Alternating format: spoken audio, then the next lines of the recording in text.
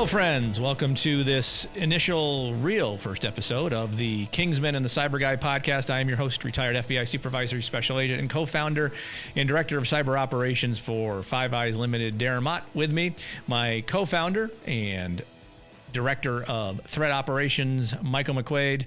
Mike, welcome back to this. Well, welcome to this first real true episode of the Kingsman and the CyBur Guy podcast. The way you opened that up, it sounded like we were getting a divorce, like, you know, welcome into it as if like we're not actually together, but we are together, Darren.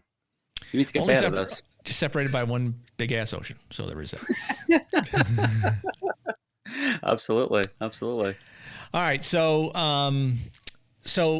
first of all, we want to talk about kind of the format of how this podcast will work going forward. So we're going to try to do this every week, Thursdays at 11. It'll be live on LinkedIn. This episode is not live because I was on vacation most of the week, so we're actually recording this on a Friday, both audio and video, so you'll have both options to listen to or watch however you prefer. So this will be put up on YouTube later in the day or sometime over the weekend, but it'll be, if you're watching it, it clearly is up and you're able to see it.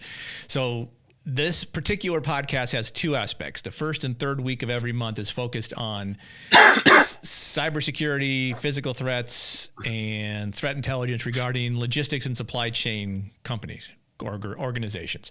Though our business focuses on those in the UK, the information here is important for companies regardless of where you exist, because bad actors are targeting the logistics community for a variety of reasons, which we'll talk about over the course of the weeks as we talk about this. The other 2 weeks, weeks 2 and 4, we'll bring in different people to talk about different things, largely around cybersecurity and physical security aspects. They may be people that have been victimized by something. They may be people that bring a specific skill to that particular area. And that's kind of how we're looking to format this podcast as we figure out how to push it forward going forward. Got that about right, Mike? Bang on the button. All right. So the first thing we want to do, we're going to have three sections to this. The first section is our news section. We'll talk about some news-oriented article that's important to us that we think is important. The so what to why that news article or those news articles are important and why you should care. And then at the end, we're going to talk about epic stories, basically the stuff that we did that brought us together and is forming the background to this particular podcast and all the things that we do in our business and stuff like that. There won't be a lot of pitch slapping here for the business, although we'll probably mention it here and there. But this particular podcast is a production of Five Eyes Limited. So there is that in the background, but we're not going to sit here and talk about that all the time, every day, unless Mike decides to do so, because he'll change his mind here and there, and we go from there. So let's get to the news. I was going to try to have a funky little news ticker going, but I don't really have that. So the article we want to talk about here, and this is, if you've not paid attention, this will be new to you. If you have paid attention to cybersecurity and specifically in logistics, this story will not be a shocker to you. But this has to do with a company called the Knights of Olde, which was a 158-year-old logistics company, very large company in the UK, and they went out of business because of a cyber attack. And this article kind of goes into detail on how that happened. And so I'm going to read a little bit of it, and then Mike and I kind of talk about it and why is it important and what can you learn from this? And if you're a company, what should you learn from this? And this, even though, again, is a logistics company, this could happen to any company. 60% of companies that get compromised through a data breach or a cyber attack go out of business within 6 months. So keep that in mind. But anyway, 1Password is believed to have been all it took for a ransomware gang to destroy a 158-year-old company and put 700 people out of work. Now, I should notice this is from the BBC. Richard Bilton is reporting this. I want to give him attribution because I'm reading his article. KNP, also known as Knights of Olde, a North Hampshire transport company. I mispronounced that, didn't I, Mike? It's North Hampshire, right? Or do you know? You're Scottish. Yep. What do you know? Yeah. So is one of tens of thousands of UK businesses that have been hit by cyber attacks. Big names such as M&S, Co-op, and Harrods have all been attacked in recent months. The chief executive of Co-op confirmed last week that all 6.5 million of its members had their data stolen. So if you are in the UK and you are a Co-op, what's even their member, whatever that means, like a loyalty membership, whatever data you gave to co-op, bad guys are now having. Will use that to exploit your information to commit fraud against you. So you've got that going for you, which is something to look forward to. But in KNP's case, it's thought the hackers managed to gain entry to the computer system by guessing an employee's password, after which they encrypted the company's data and locked its internal systems. KNP Director Paul Abbott says he hasn't told the employee that their compromised password most likely led to the destruction of the company. Would you want to know if it was you, he asks? We need organizations to take steps to secure their systems, to secure their businesses, said Richard Horn, CEO of the National Cybersecurity Center, where Panorama has been given exclusive access to the team battling international ransomware gangs. I don't know what Panorama is. Do you know what Panorama is? Oh, I saw BBC Panorama. I guess I don't live in the BBC. I don't watch the BBC. Is that a TV show? What is that?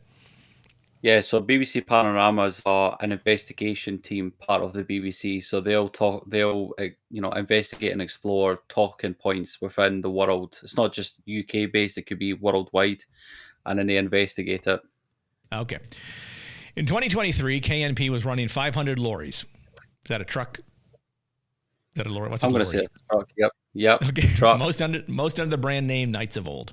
The company said its IT complied with industry standards and had taken out insurance against a cyber attack. Let's keep those two particular statements in mind for later as we're discussing this. But a gang of hackers known as Akira got into the systems, leaving staff unable to access any of the data needed to run the business. The only way to get the data back, said the hackers, was to pay. And if you're reading this, it means this is a ransom note part. If you're reading this, it means the internal infrastructure of your company is fully or partially dead. Let's keep all the tears and resentment to ourselves and try to build a constructive dialogue. Well, isn't that nice? The hackers didn't name a price, but a specialist ransomware negotiation firm estimated the sum could be as much as £5 million. KNP did not have that kind of money. In the end, all the data was lost and the company went under. And so on and so forth. And there's more to this article if you want to take a look at it. But basically, the problem means... Now, let me go back here. So Mike, let me ask you this question. Do you think that the IT group of KNP complied with industry standards? Well, that's difficult to answer. It's subjective, right? Because unless we investigate ourselves, that's the only way you're going to find out. However, if I had to assess it and give a dissemination, I'm going to say it's highly unlikely. Right. Also, it's highly likely that they were using an MSP. They didn't have an internal IT team. Oh, that's a good point. And what standards were they complying to? That's my question. Because are there cybersecurity standards in the UK that companies need to maintain that are mandated to do? No, not by law. No, there's not. Well, you've got the cybersecurity resilience bill that's got to be coming out, but there's no compliance framework that it's like by law you have to do this. Right. So whatever standards they were complying with were their own internal standards that they believed would work, right? If for nothing else. Effectively, yes. But then again, who's advising them on this? That's true. Good point. And it said they had cyber insurance. So that's another flaw for most companies to think of. I have cyber insurance. I'm covered. Now, my guess is most cyber insurance policies will not pay for £5 billion worth of ransomware.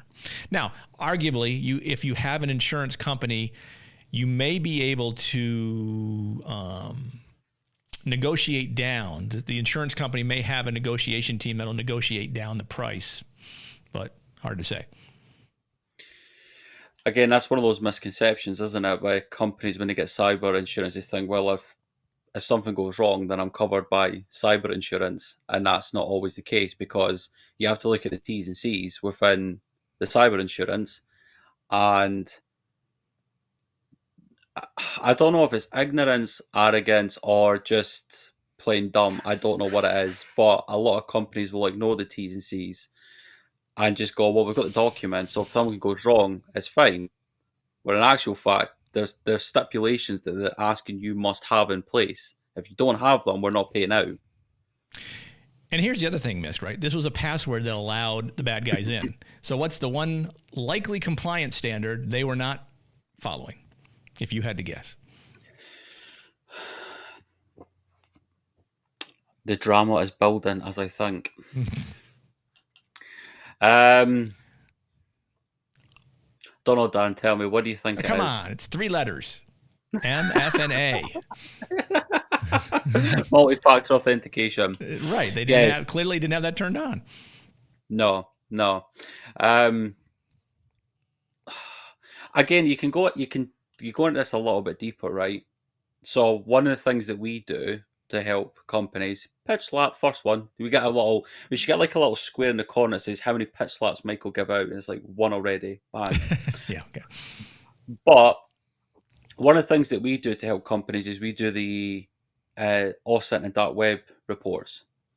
So the hacking group, which we don't know because we're not part of the hacking group, could have done a dark web exposure report and seen that the employees there we go, pit slaps one. The employees' passwords have been leaked on the dark web, and if they're not using multi-factor authentication and are using the same password for every account, then it's such an easy access, isn't it? It's two steps that are so simple to change, and you can save a company by doing them. Don't use the same password and multi-factor authentication. And in the cybersecurity world, it sounds boring when people say it because we say it all the time, but they're the most simple steps that you can implement. Right. I mean, but again, they said they were complying with standards. What standards? Most standards, that's one of the compliance requirements, is you will use multi-factor authentication across your entire platform. Clearly they weren't. Now, it's a 158-year-old company, had 700 employees, so it was fairly medium size. Would you call that medium size or large size? I'd say that's in the medium to medium large-ish, because that's a lot of people. Yeah.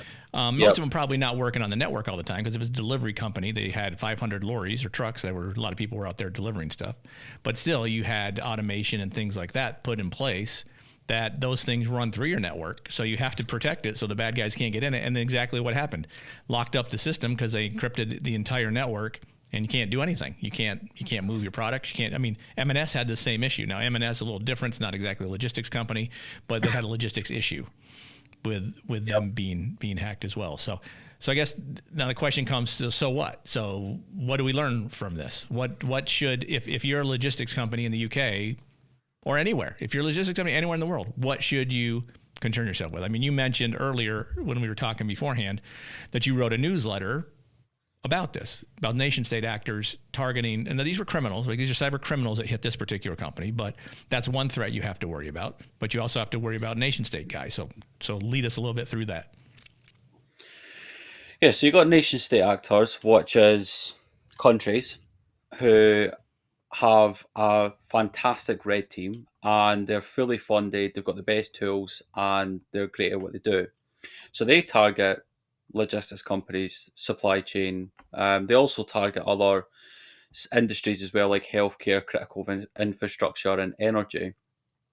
But you've got specific nation state actors who will target logistics companies. They've got a history of it. They've even got their doctrine and their TTPs on how they're going to do it, what they're used to doing. Then you've also got nation state sponsored groups. So these are groups that are detached from nations, but they are funded by nation states. So, for example, you have a group in Russia who have no allegiance to Russia or the intelligence agencies or the government, but they're funded by Russia, and they also target logistics companies so that if the UK fires back and says this was Russia, the government can go, no, it wasn't. That wasn't us. It was this hacking group. But then they're also protected by the Russian government. Like the UK and the US can't storm in and arrest people. And then you've got the other group who's the 20-year-old hackers, the stereotypical ones in the mum's basement, hacking in the systems. I mean, if you look at the M&S one, there was 4 individuals, and they were all aged between the age of 17 and 20. Now, they went on the dark web to get those tools to hack M&S. Now, we know from our background that nation states sell these tools on the dark web for hackers to buy. They don't need to be a phenomenal hacker. The tools does a lot of the heavy lifting, and then they're able to hack into UK companies. So really, when you look at the supply chain of the groups that do it, it always comes up to nation state. They're the main threat, and they just create subgroups who do Mm-hmm. most of the damage. And if you're wondering, here is where you can learn more of this information at the Kingsman Intel on LinkedIn. Find Mike's LinkedIn account, and then here are the specific different Intel pieces of information that talk about different cyber actors. Which one is the logistics one? Wizard Spider's definitely one. Wizard Spider. Okay, so yep. So you bring this up. You can see this down here. If you bring this up, then you get information on who they are, locations, what they were formerly known as, TrickBot, Conti, and that's the key. Like a lot of these groups have a name today that they didn't have a year ago because they reformed, changed. Because a lot of people will say, well, that Lockbit's been taken off the board. They've been dismantled by law enforcement. No, part of their infrastructure may have been, but the individuals went and formed some other group, right? Another Russian group. So here's TTPs, talk about what they do, how they do it. Do you have on here like who they target? Oh yeah, there you go. Who they target? Hospitals and healthcare, educational, municipal. There you go. Manufacturing and logistics, right there, and so on and so forth. So again, more information here on Mike's LinkedIn if you want to go there and read that stuff. One of the things we're thinking of putting together a logistics specific newsletter, but that's still in the works. So don't go looking for that anytime soon.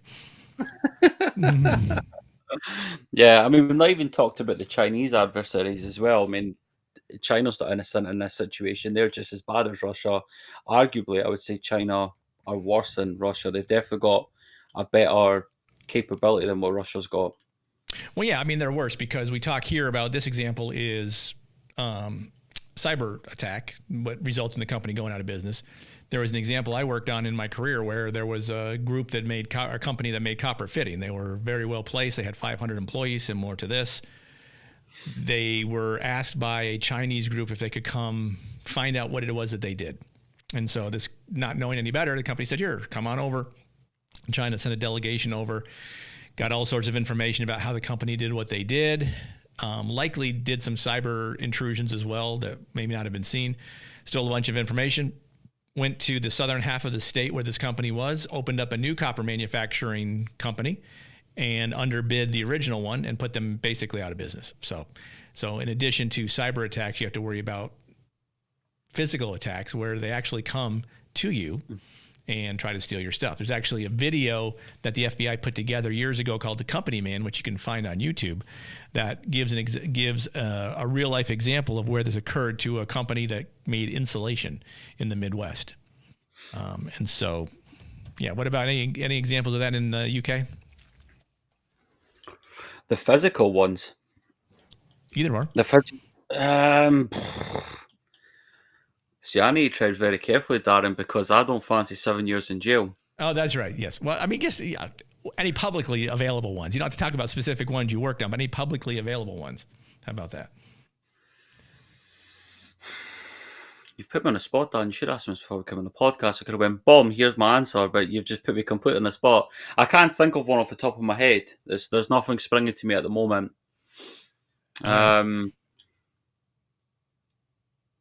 Well, we'll come back and hit that up another time. So I'm trying to see. Yeah. So I got the Company Man website up here, but actually let me do this. So if you go to YouTube, there it is. Company Man, Protecting America's Secrets. So that is the video you can see linked on YouTube that talks about how China tried to infiltrate a company in the U.S., but ultimately didn't exactly. Had to do with because of there was a fire in an apartment building in China. A bunch of people died, and so the Chinese government said anybody who can create an insulation company that matches the insulation capabilities of this company, this equivalent company in the U.S., they'll give them a huge contract. So that's kind of what started it. I mean, we did have a situation a couple of weeks ago, didn't we? And I don't know how much you want to talk about that, because that was a real life scenario we had in the UK, wasn't it? Yeah, well, I mean, let's go into, again, we're still on the so what, right? Why should you care? What do you got to worry about? So part of what you and I talk about all the time is companies need to understand who's targeting them and how bad it is. And one of the things that we offer is a dark web exposure report. We'll take your domain and we'll go on and say, okay, how much of your information is compromised and being easily traded in the open parts of the dark web. This is not even the closed parts, because you got to understand the dark web has two components. The open part, which anybody listening can go download the Tor browser and go on to the dark web and start skirting around if you can figure out how to find URLs that'll work. But bad guys maintain private sites that you can't go to, and that publicly available dark web scrapers that charge companies to look for their information on the dark web can't see. We can't even see into that. But all that to be said, we went to a company to talk to them, and we showed them, here's how vulnerable your company is, because we found all of this information with the tool we have, where their information is available on the dark web and likely being traded. And what you and then you provided an additional piece of information to them, which was? Yes. Yeah, so when we did a sort of full diagnosis on their company, they were getting supplies from China. So the Cybersecurity Resilience Bill was coming out to protect certain industries because they are under threat from these nation state actors that we're talking about, your Russia, your China. So they're getting physical items from China. Now, because they're going through a Chinese company, the Chinese company will be using a data center to hold their data in. Now, Chinese data centers are owned by Chinese government. So effectively, the Chinese government has ownership of the data that the company in the UK is given to the Chinese company who's the middleman. So therefore, there's a clear supply run there where the Chinese government can look at UK companies that are trading in China and use them as the collateral damage to get to the big companies. Because this is like one of these things that we talk about, right? And it's important to discuss right now. When people put their shields up and say, why would somebody attack me? Like, I'm too small, like, I've got nothing like to offer. The reality is, in some cases, you're not the special one. You're not the chosen one. You're not like the main target. You are just the collateral damage to get to somebody else.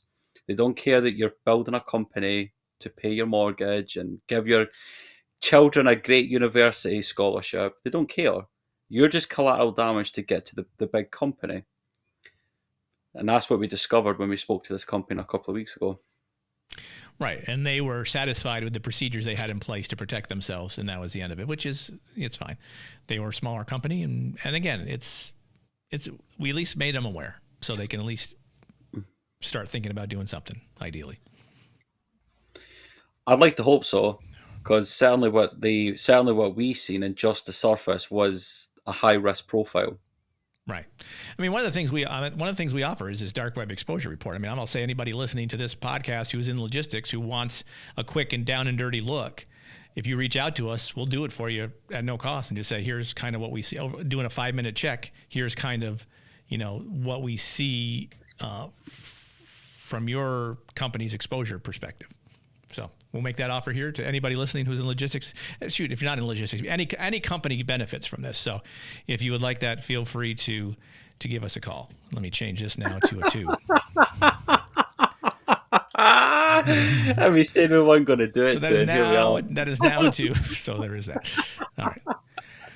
Okay, so again, we're trying to keep this to 30, 40 minutes tops. We don't want to spend we don't want to, take up all of people's days on this. We want to make it quick and to the point and make interesting points that resonate that people can pull information from. But one of the things I should probably note is a lot of people, if they don't already follow us on LinkedIn, have no idea who we are, right?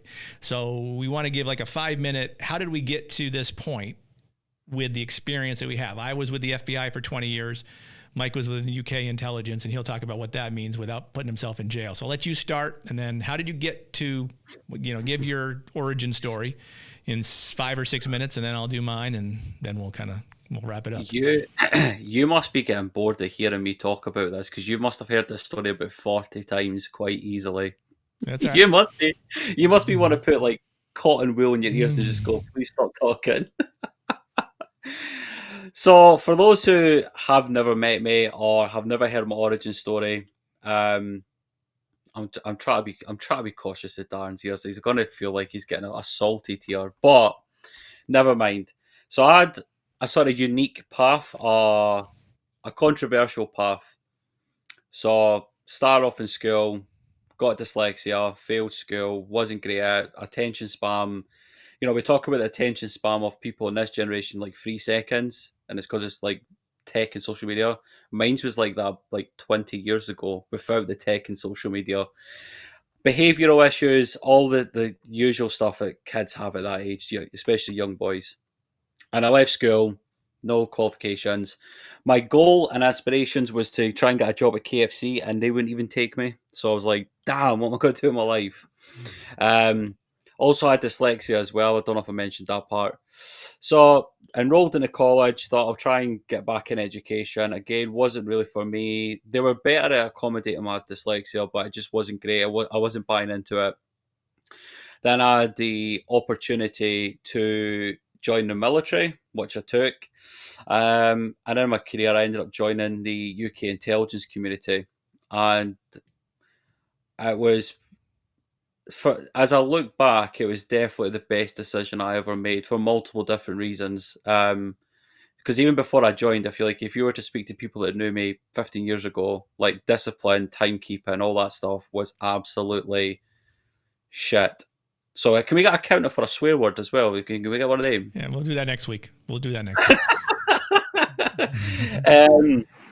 Yeah, so managed to get myself into that world. So I went from school dropout to in that world. And you know what? I've spoken it so many times. I don't want to bore people with it, so I'm just going to leave it there.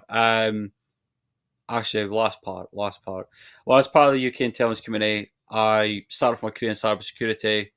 Was a SOC analyst, done a little bit of red teaming. Then I started moving about into different departments and did things like I was an intelligence analyst, data analyst, OSINT analyst, intelligence officer, and I got involved in physical pen testing as well, which was arguably my most favourite job I've ever done in my life. I absolutely loved doing physical pen testing. So working on that social engineering side of things.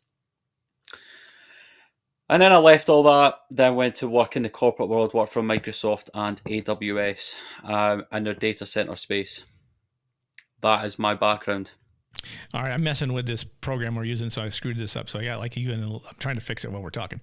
Because I feel like I'm on like LSD at the minute. I don't really. I was trying to see what that would do, and it didn't do what I wanted it to do. That didn't really work out so well. I guess that didn't work out either. All right, I don't know how to change that. That's crazy. Oh, camera. No. So, Darren, I've also heard your story about 40 times. So you're going to start with computer 1977. Nope, not even. Wasn't gonna go back that far. Just gonna say that I was a high school teacher. After I went to school for pre-med, to college for pre-med. I didn't have dyslexia or any other letter, anything. I was ADHD? Didn't have that. No, none of that. No, nothing. So just normal high school genius.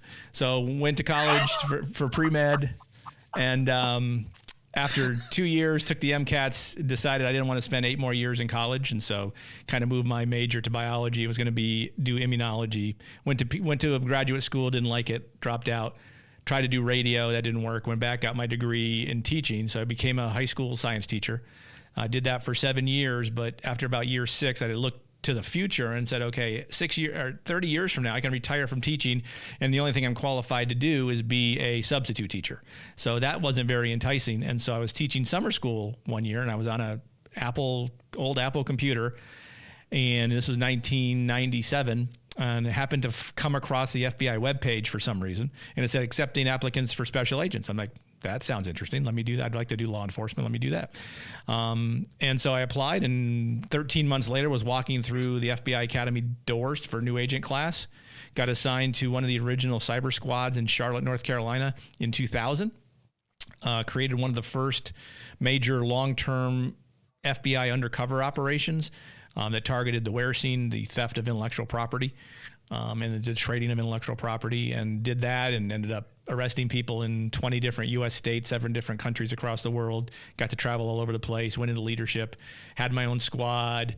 And then in 2011, I went back to headquarters to embed cyber skill sets and counterintelligence skill sets into one unit that was embedded in the counterintelligence division. And to understand that, you had the cyber division, which handled cyber things, which really was nothing more than intrusions into computers is what cyber was defined as. Counterintelligence is targeting nation state actors domestically and try to neutralize what they do. Well, at the time, it was realized, obviously, that 2011, a lot of Chinese, Russian, Iranian actors were using computers to do their intelligence gathering by infiltrating companies here. And we had no way, we weren't really looking at that from a cyber perspective. So I created a unit, me and 5 other guys, to figure out how to make that programmatically work across 56 field offices. And that particular 5-person or 6-person unit ballooned eventually into a whole section through different reorganizations is moved in different places, but kind of built from there. And I ended my career in Birmingham, Alabama, in the Huntsville RA, running a counterintelligence squad that had a huge cyber focus. We did a lot of cyber stuff in the counterintelligence world. Got to do some cool stuff that I can't talk about here, which would be cool to talk about, but I don't want to go to prison either, so I'm not going to talk about any of it here. But we are far too pretty for prison. That's the problem. Yeah, we maybe down the line as we're talking in this section, we talk about stuff we did. Because like next week, in 2 weeks, I might talk about the undercover and some other stuff, but whatever.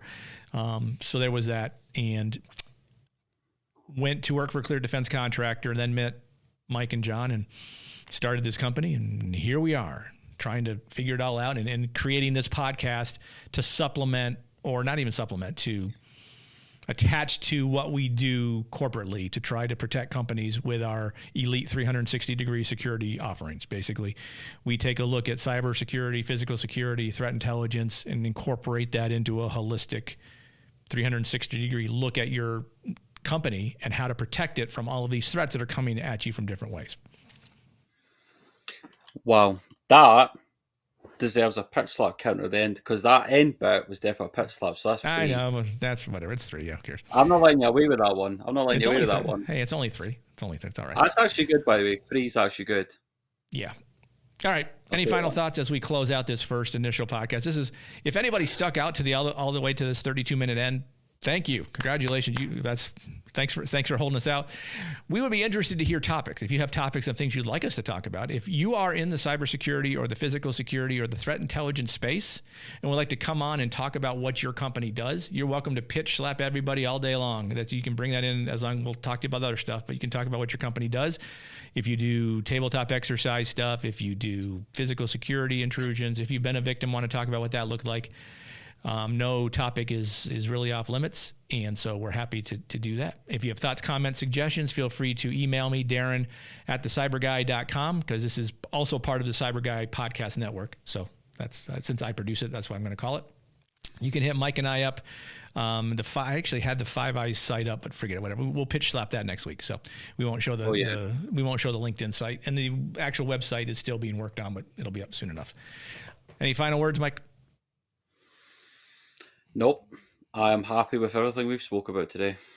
Okay, all right. You can find Mike on LinkedIn at, what is your LinkedIn address? Do you even know? LinkedIn.com/in/Michael W. McQuaid? No, it's just Michael McQuaid. The W part, only my mum calls me that when I'm in trouble, so... What's it stand for? Use it, Yeah, William. that's boring. So if I'm in trouble when I'm about to get grounded, I'll get full Michael William McQuaid. Oh, you said Wilma? Wilma? Oh, not Wilma, it's Wilma. Wilma. Like, here's one for you, right? You know how we speak about Karens, like, stereotypical Karen, and Karen's the name that gets used. If they didn't use Karen, I think Wilma would have been the replacement. Really? Yeah, I think that's a Karen name, Wilma. You may be the only person who thinks that. No, let's put it out there. Like, if Karens weren't called Karen, what the name would have been? I think it's Wilma. All right, if you say so. What would you say? Don't leave on that cliffhanger like that. I don't know. What's the UK equivalent to Karen? Kate? Probably not Kate. No. Megan? Wilma. Okay, fair enough. All right. In UK, it's Wilma. All right, good to know. All right, Mike, thanks so much. For Michael McQuaid, I'm Darren Mott. We will see you next Thursday, in a live version of the Huntsman, the Kingsman and the Cyber Guy podcast. Thanks for listening. We'll talk again soon.